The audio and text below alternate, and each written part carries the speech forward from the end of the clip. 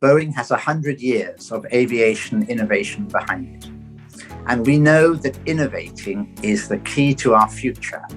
That's why our relationship with the AMRC is so important.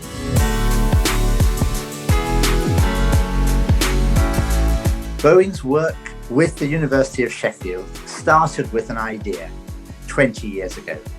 And that idea has now turned into the AMRC, a world-leading research centre.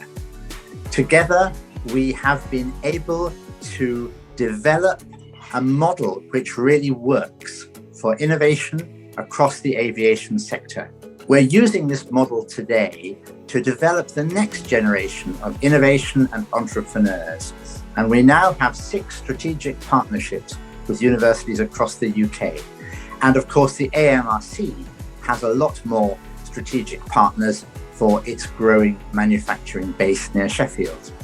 We see this as the model for the future, delivering innovation, commercial success, and real jobs for people across the region.